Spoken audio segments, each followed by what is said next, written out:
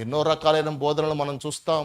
కొన్ని ప్రాంతాల్లో దైవజనులను కూడా రానివ్వనటువంటి పరిస్థితులకు మనం వెళ్ళిపోయాం.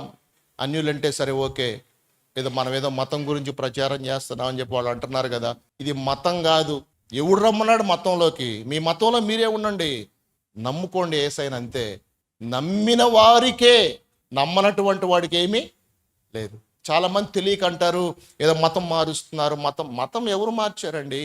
మేమేమైనా వచ్చి ఎంఆర్ఓ ఆఫీసులో మీ అన్నీ తీసేసేసి మేమేమైనా పెట్టామా? కాదు. మతం మార్చటం కాదు, ఇది ఒక నమ్మకం మాత్రమే. నీవు నమ్మాలి, నమ్మితే ఓకే, నమ్మలేదనుకో రెండు ఆప్షన్స్.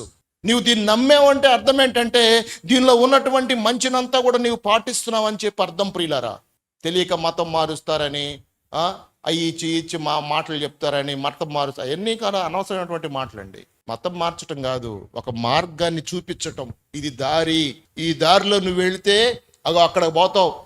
వెళ్ళాల్సిన బాధ్యత వాళ్ళదే. రెండు దారులు ఉన్నాయి, ఒకటి పరలోకం, ఒకటి నరకం. ఇంకా వేరే మార్గాలంటూ ఏమీ లేవు. రెండు మార్గాలు.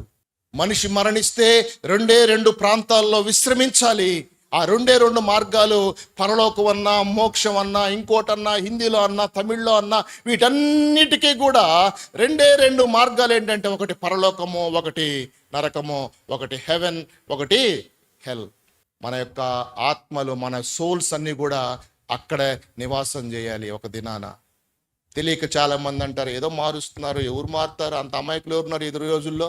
అంత అమాయకంగా ఉన్నారు ప్రజలు ఈ రోజుల్లో? లేదు.